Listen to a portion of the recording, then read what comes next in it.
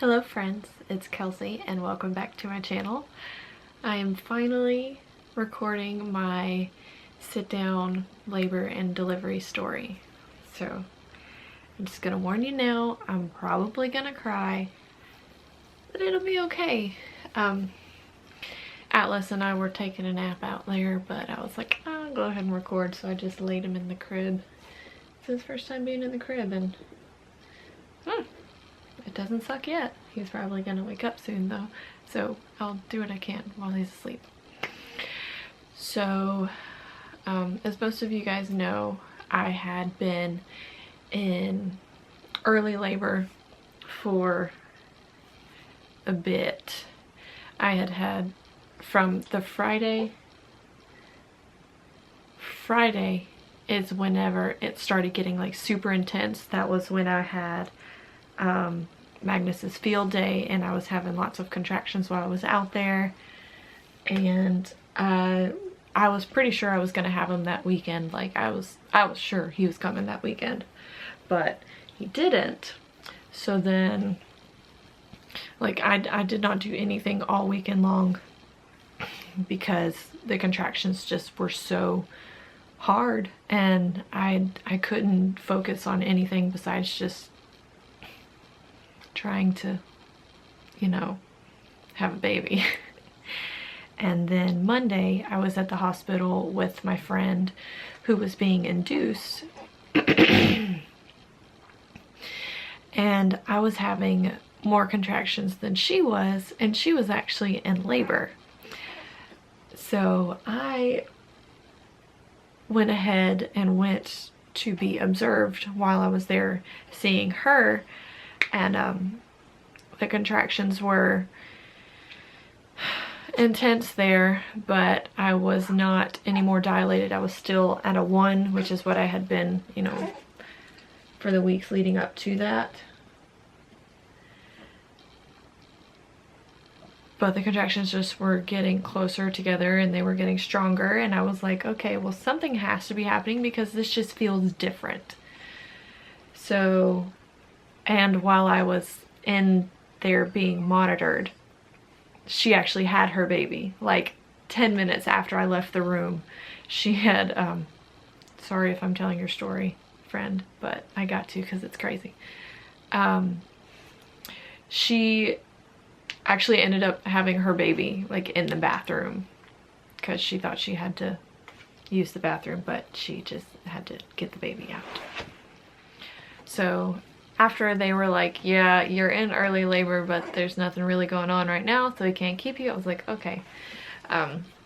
So I went home, and the rest of the day Monday and all day Tuesday, actually no, like 7 o'clock Monday night is when the contractions started getting like super hard. Like I was crying through each of the contractions, and I knew it was gonna be happening soon, but I was like, I'm not going back to the freaking hospital until I am in labor. So I was like refusing.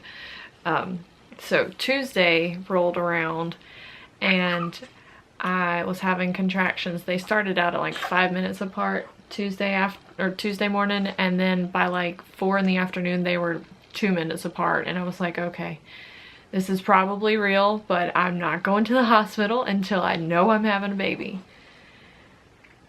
So I just waited and waited and waited, and then Lawrence and Magnus got home and it was he just pooted.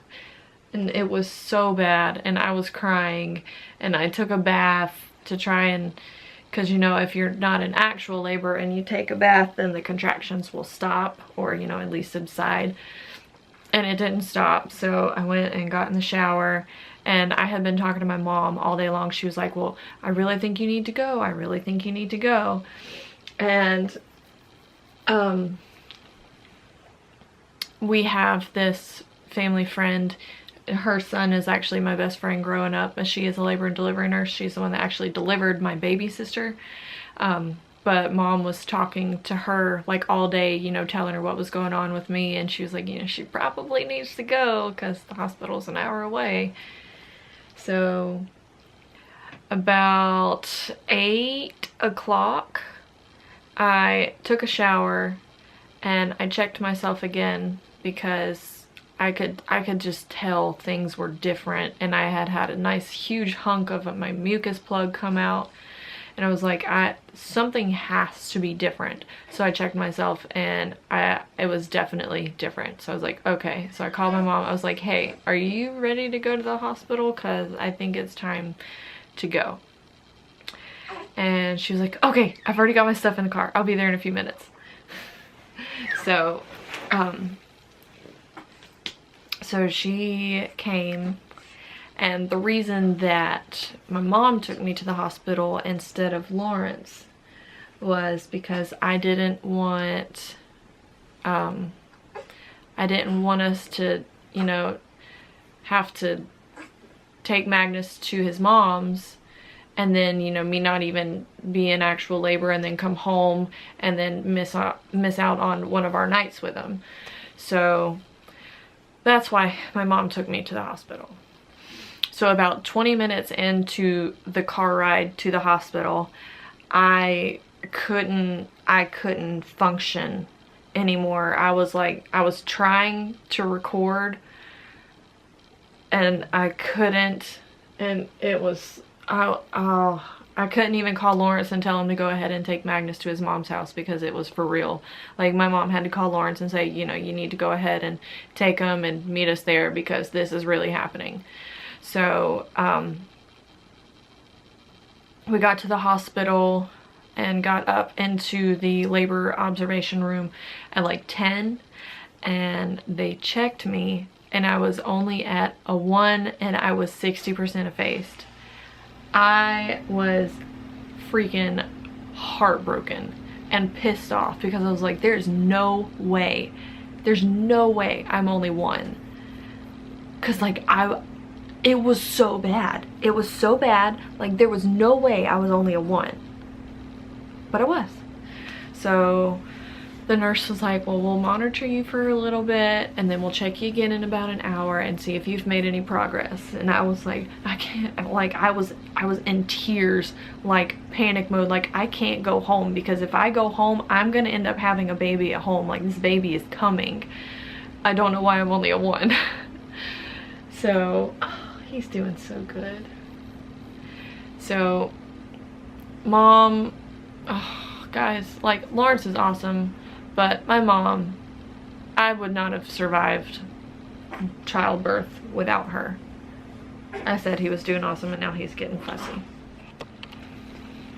So they checked me again at a little after 11 and I was 1.5, and I went from 60% effaced to 80% effaced. So she was like, okay, well, you know, it might seem like it's going slow, but it is moving. So we're gonna keep you for a little while longer and check you again in a few hours, and then we'll go from there. I was like, okay, you know, as I'm writhing in pain, and if you guys have been with me for a while, you know that I wanted a completely unmedicated natural childbirth.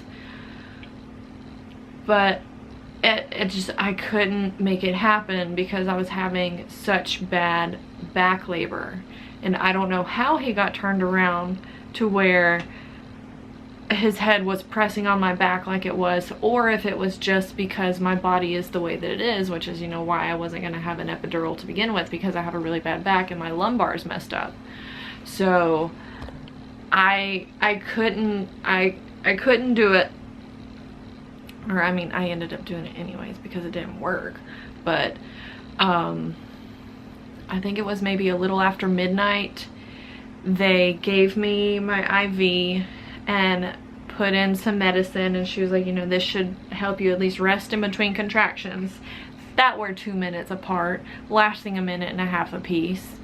There was no rest. Like, there was no rest.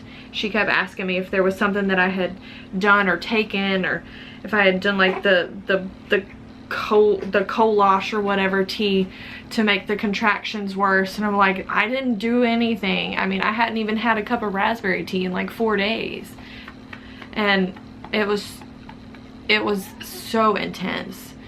So they checked me again around 1:30, and I was at a 3 and I was like 95% effaced. So that's when the nurse was like, okay, well, I'll go ahead and let the doctor know where you're at now, and I'm sure she's going to admit you. So from 10 to 2 in the morning, I was in observation. And then they finally admitted me at 2, and as soon as I got into the labor room, no, pause, rewind. I had to walk around a little bit before I could get into my labor and delivery room, because they were still getting my room set up, because they thought I might be going home. But I wasn't going home. I told them, I'm not going home, I'm having a baby. So, and the people that are here now with me are my mom, Lawrence, and my sister Katie. My sister Hannah was going to be there too, but they thought I was going home, so she was on her way to the hospital, and then she turned around and went back. She had to go to work the next morning, and she went to sleep, so she missed it. But Katie was recording and taking pictures, and then Lawrence and Mom were supposed to be my helpers. Do you want that? You don't want that. So, oh, and while it's okay. Whenever they decided to admit me, I had just gotten a text message from Katie that Lawrence was asleep in the waiting room, because you could only have one person in the observation room with you. So obviously I was gonna have my mom in there because she was more helpful. Like, it's not his fault, he's just a dude. And he's probably gonna be mad because I called him a dude because he hates that word. Whoops. But Mom was in there with me, and Lawrence and Katie were out in the waiting room until I was admitted so they could come into my labor and delivery room. So the last message I got was, Lawrence is asleep in the waiting room. So I was gonna surprise him and go out there and be like, hey babe, let's have a baby. So I go out into the waiting room and it's just Katie sitting there. I'm like, where's my husband? And I'm like looking around and I see the bathroom doors open, so like he's not in the bathroom. She was like, he went to Sonic. I'm like, oh, okay. Apparently he was hungry, which is fine, I don't care. It was just funny because like she had just said he's asleep, and then I guess he woke up and he was hungry. Hi, my boy, I love you. So when we're in the labor and delivery room, and also another reason that it did not go the way that I planned is because none of my stuff got brought inside. My labor bag didn't get brought inside. My little folder with all my birth affirmations and my birth plan and all the stuff that I wanted to have in there, it was all in the car. And apparently the car was too far away to go and get my stuff out of. So nobody had my birth plan, and I was so focused on like trying to survive my next contraction that I couldn't even like talk to people about it. So that was really frustrating because there were things that happened that I didn't want them to happen the way that they happened. But in the end, all is well.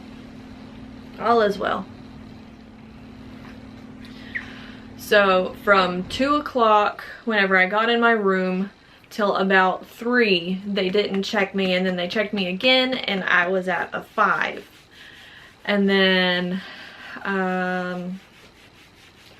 a little bit later, I was like, I really have to go to the bathroom.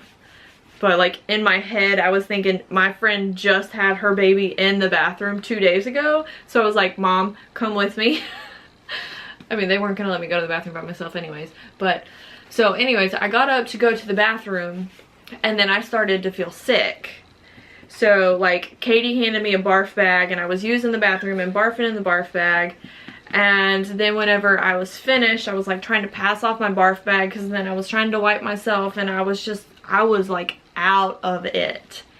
And then whenever I stood up, I saw that there was blood everywhere. I was like, oh my God, something is going on. And it scared me. It scared me really bad. Hey, buddy. Was that a hiccup or a burp? It scared me really bad because there was so much blood and I didn't know why I was bleeding because my water still hadn't broken yet. So they help me up and they get me back to the bed, and then they call the nurse so she can come in and check me and, you know, make sure everything's okay. And she checked me and I was at like a 7. So she said she put a sumo diaper on me is what she called it. But she wrapped that up and she was like, okay, well, I'm gonna go take my lunch break. I'll be back in 30 minutes and we'll check you again. Oh, baby. Oh, baby. It's okay. It's okay. So she said she was gonna check me whenever she got back from her lunch break in 30 minutes, and then they would call the doctor if I was at least an 8. So from using the bathroom and the blood and being a 6 or a 7, I don't remember. Anyways, that 30 minutes was the longest 30 minutes ever, and it started getting much more intense and I was not dealing well at all. And that's about the time that I started feeling like I couldn't do it. Like I felt like something was wrong and I wasn't gonna make it. And I started to freak my mom out. Like I remember mom coming over to me.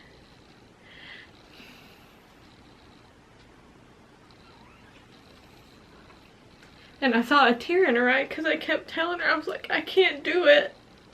I felt like I was gonna die.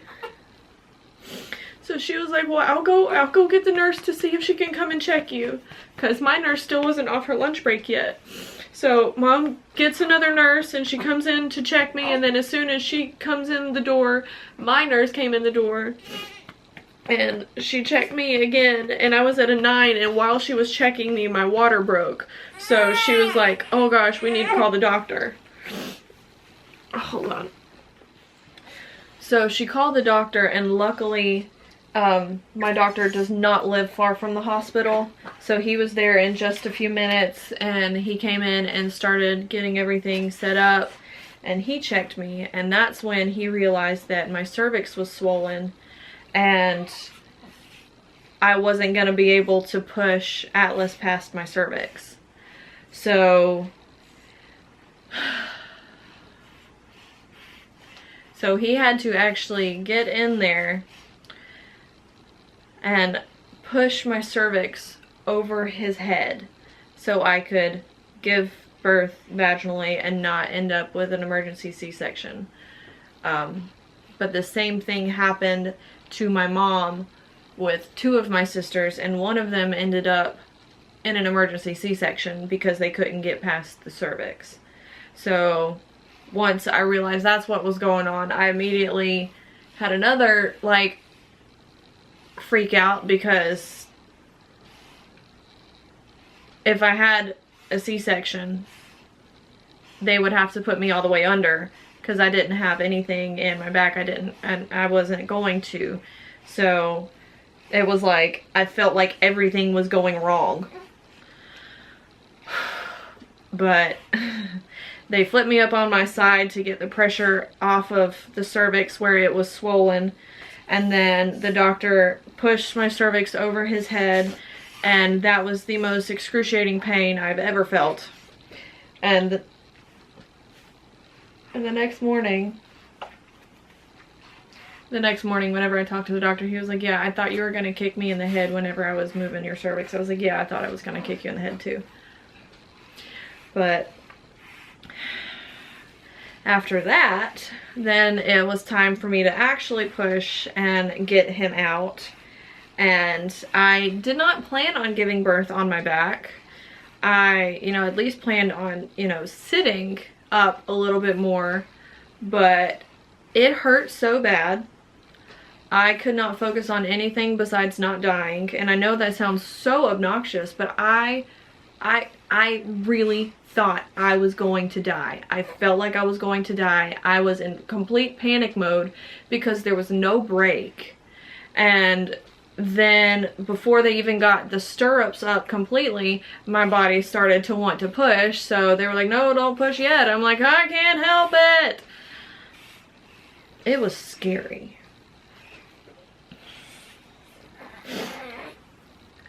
So once it finally came down to the actual pushing, the doctor said I only pushed 3 times. Like 3 actual pushes in the time for me to have the baby. But whenever, you know, the actual pushing him out part did not hurt as bad as him pushing my cervix over his head. Like that felt like I had been broken in half. God, that hurt so bad. But the pushing was scary because I was throwing up. So I felt like I was drowning because I was throwing up. So once they realized I was throwing up, my nurse was trying to wipe it off my face, and my mom turned my head so I wouldn't like choke on it. But oh my God, it was so intense.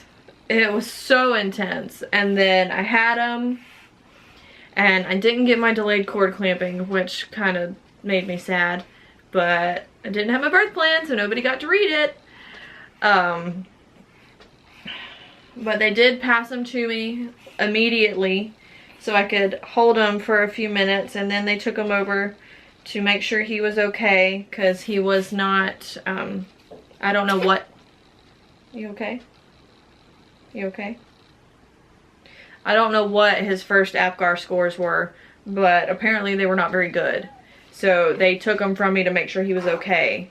And then I got him back a few minutes later. And then he latched on and fed for like 2 hours.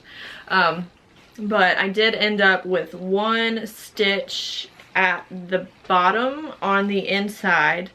They said that wasn't too bad of a tear. And then I did tear at the top next to my urethra. And he said that he wasn't going to stitch that because that would be more of an irritation to try and heal. So he said just to let that one heal by itself. But it was crazy intense. But then after it was over, all the pain went away. All the pain went away. I was like, okay, cool, I did it. And like, aside from the, oh my God, that was gross, which is the first thing I said after he got out, because I was talking about all the throw up all over me. The first thing I said about him was, I had a baby. And like, I've dreamed of the first thing that I said about him whenever I had him. And it was always, I had a baby. And then that's what I actually said. I was like, huh, okay. But also, I knew exactly what he was gonna look like. Like, I wasn't surprised whenever he popped out, which is great because like I felt like I knew him already. I was kind of disappointed he didn't have red hair, but it's actually looking a little bit blonder now, so we'll see. But that's basically it. I know there were some more. My sister Katie told me a few things the other day. She was like, yeah, and this and this. I was like, wait, what? When did that happen? She was like, I don't know, you were out of it, but it was hilarious. I'm like, what? So if I can collect the thoughts of the people that were with me, I will share another little snippet of things. But that was my birth, and talking about it now, it does not seem as crazy as it was in the moment. But I will link my actual birth video down here so you can watch that. Fair warning, there is vomit. There is a hell of a lot of screaming because, like I said, thought I was gonna die. And then there's a baby at the end, and it's great. So, I hope you enjoyed this. I didn't cry as much as I thought I would, so that's great. And yeah, so I will see you guys soon. Goodbye.